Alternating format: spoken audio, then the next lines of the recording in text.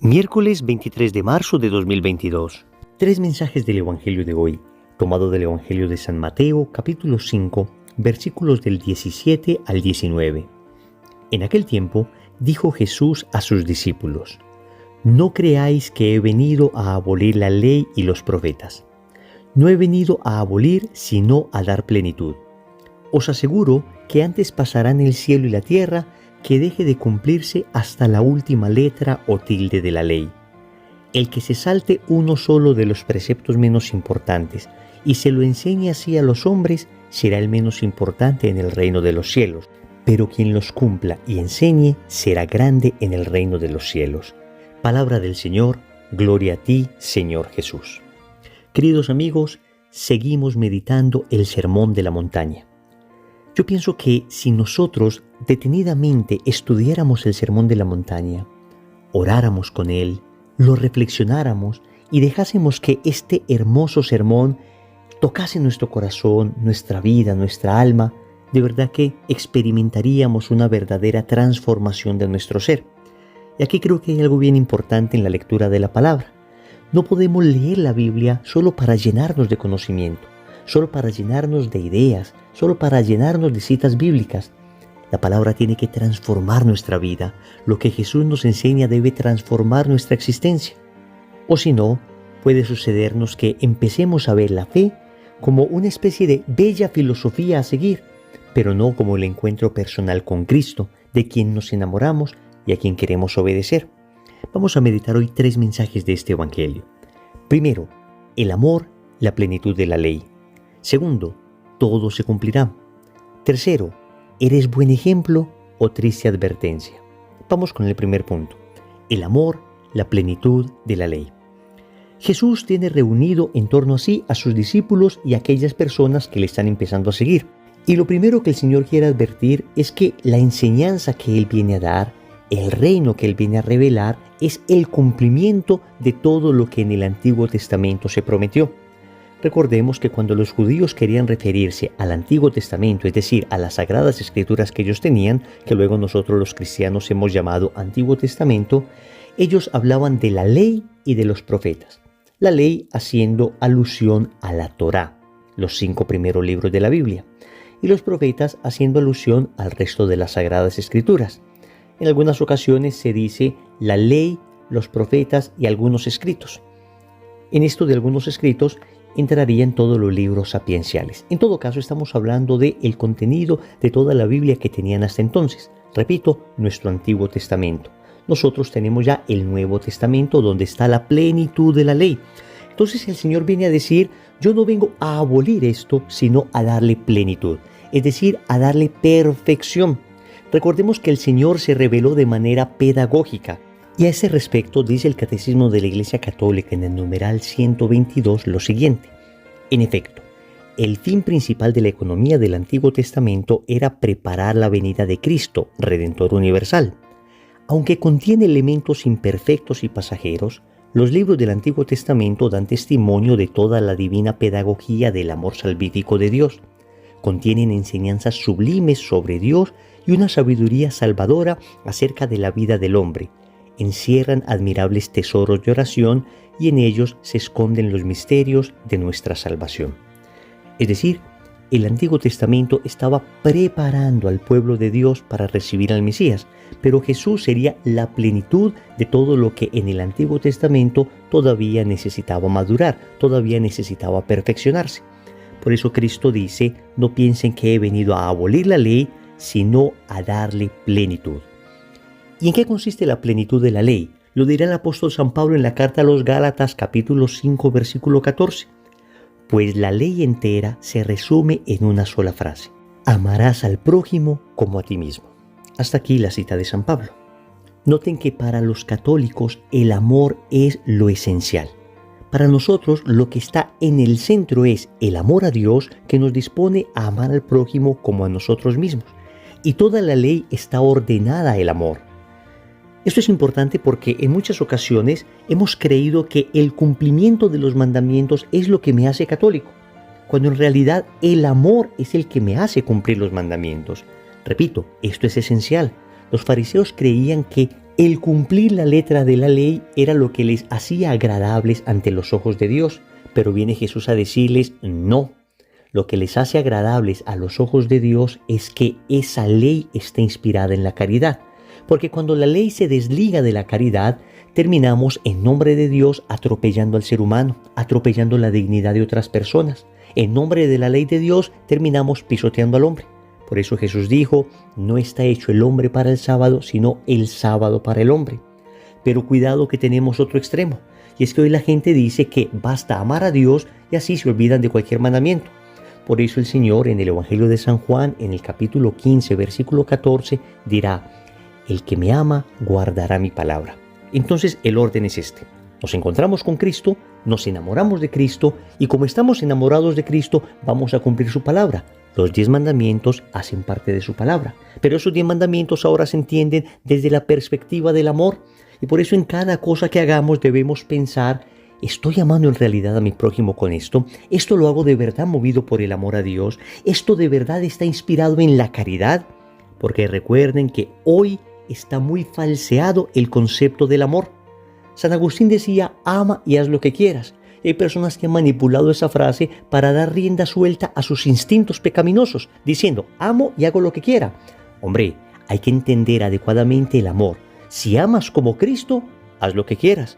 ¿Y cómo amó Cristo? Entregando su vida por amor a nosotros. Un amor de sacrificio, no tanto un amor de placer. Un amor que está dispuesto a dar más que un amor que exige recibir.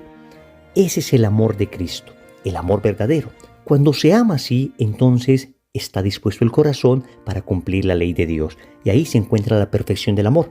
Cuando hacemos las cosas movidos por el amor a Dios y no tanto movidos por una obligación externa. Lo que sucede es que hay personas que dedican su vida a cumplir externamente los mandamientos de Dios sin una disposición previa del corazón, sin estar enamorados de Jesús.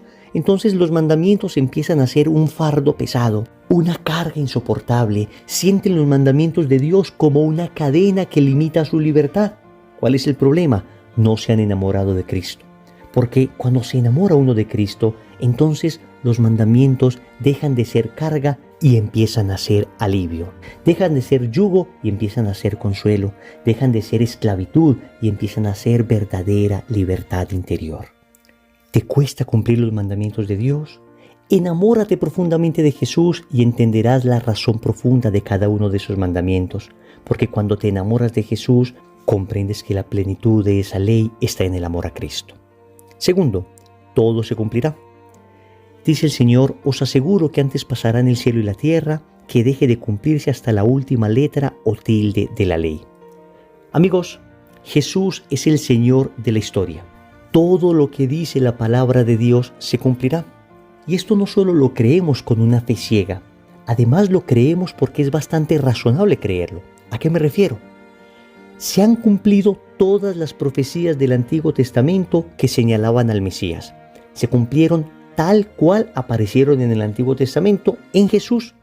De manera que ya hemos visto que la palabra de Dios se cumple. El Antiguo Testamento se cumple en el Nuevo Testamento.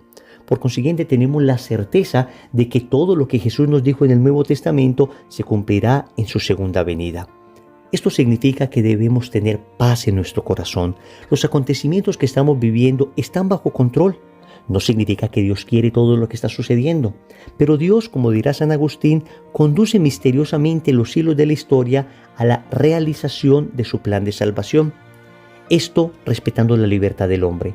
También dirá San Agustín que Dios de un mal sabe sacar bienes mayores.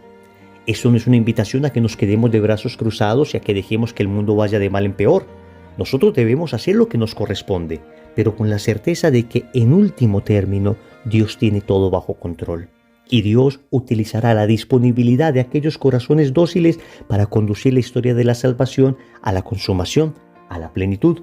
Entonces, tranquilos, hagamos lo que nos corresponde. No nos toca tal vez ver con nuestros ojos el triunfo que quisiéramos. Pensemos en los triunfos pro vida, que en ocasiones son difíciles de conseguir. Pensemos en estas leyes que van contra la dignidad del matrimonio, la dignidad de la familia, que en ocasiones pareciera arrinconar la fe cristiana, pareciera arrinconar el sentido común, pareciera arrinconar la ley natural, y tenemos la tentación del desánimo, como la sensación de que perdimos. No, todo se cumplirá. El Señor tiene todo bajo control. Misteriosamente el Señor sigue conduciendo los hilos de la historia hasta cumplir plenamente aquello que Él ha prometido. Tranquilo, todo está en manos de Dios. Tercero, ¿eres buen ejemplo o triste advertencia? Concluye el Señor diciendo: el que se salte uno solo de los preceptos menos importantes y se lo enseñe hacia los hombres será el menos importante en el reino de los cielos, pero quien los cumpla y enseñe será el más grande en el reino de los cielos. Alguna famosa escritora británica decía: si no puedes ser buen ejemplo, confórmate con ser una horrible advertencia. Lo repito, si no puedes ser buen ejemplo, confórmate con ser una horrible advertencia. La pregunta que hoy nos hace el Evangelio a nosotros es: ¿tú, yo, somos buen ejemplo o somos horrible advertencia? Quien nos mira a nosotros recibe inspiración para ser una mejor persona. Quien observa tu manera de vivir, tu manera de hablar, tu manera de comportarte, la forma en que trabajas, la forma en que estudias, la forma en que te relacionas con tu familia, quien mira todo esto es estimulado a ser la mejor versión de sí mismo. O por el contrario, nuestra vida es de tal manera vergonzosa que quien nos ve, por lo menos en nosotros, recibe una advertencia de lo que no deben ser.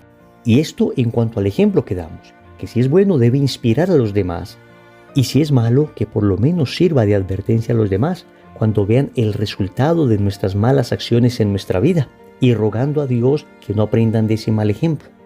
Pero también nosotros hablamos. Y en nuestras palabras muchas veces enseñamos el bien o enseñamos el mal. Sembramos criterios divinos o sembramos criterios mundanos, cuando no demoníacos. Lo que nosotros hablamos, ¿enseña el camino de Dios o enseña el camino del mundo? ¿Enseña el camino del bien o enseña el camino del mal? Enseñamos la verdad, el bien, la bondad, la generosidad, el respeto, el perdón. Enseñamos a amar a Dios. O por el contrario, enseñamos la mentira, la maldad, el egoísmo, el odio, la división. Enseñamos a amar y a idolatrar las realidades terrenas, proponiéndolas como ídolos que deben ser adorados. ¿Qué enseñamos? ¿Eres buen ejemplo o triste advertencia? Oremos. Amado Señor, hoy vengo a suplicarte que me concedas el don de amar en verdad. En primer lugar, de amarte a ti. Amarte sobre todas las cosas, pero después amar al prójimo como a mí mismo. En ello encontraré la plenitud de la ley, y sin embargo, ese amor me debe llevar precisamente a cumplir todas aquellas palabras que tú me has enseñado. También te quiero dar gracias porque me llena de confianza este Evangelio.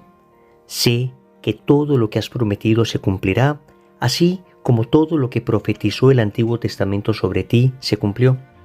De manera que tengo la certeza sobrenatural de que lo que aparece en la palabra se cumple, y esto me llena de tranquilidad en medio de un mundo tan agitado y tan difícil como el que vivimos. Finalmente, quiero suplicarte la gracia de la coherencia. Concédeme la gracia de ser un buen ejemplo para los demás, de ser sal de la tierra y luz del mundo, de nunca ser un obstáculo para la conversión de otros, de nunca ser un mal ejemplo y ni siquiera una horrible advertencia, sino siempre un vivo reflejo de tu amor. Señor, dame lo que me pides y pídeme lo que quieras. Amén. Recordemos entonces: primero, amor, la plenitud de la ley. Segundo, todo se cumplirá. Tercero, ¿eres buen ejemplo o triste advertencia? Compromiso. En el rosario de hoy pidamos la gracia de la coherencia. En el nombre del Padre, y del Hijo, y del Espíritu Santo. Amén. Un saludo para todos, les habla Wilson Tamayo. Queridos amigos, somos una gran familia que diariamente oramos el Santo Rosario, oramos la Coronilla de la Misericordia, meditamos la palabra de Dios con 3 breves mensajes. Yo quiero invitarte para que compartas este tipo de contenido entre tus familiares, entre tus allegados, en tus redes sociales, para que sean más las personas que puedan recibir el mensaje de la palabra y orar por nosotros. También te invito para que te suscribas al canal y active la campanita. De esa manera no te perderás ni uno solo de los videos que montamos frecuentemente. Un abrazo y que la gracia de Dios sea con ustedes. Bendiciones.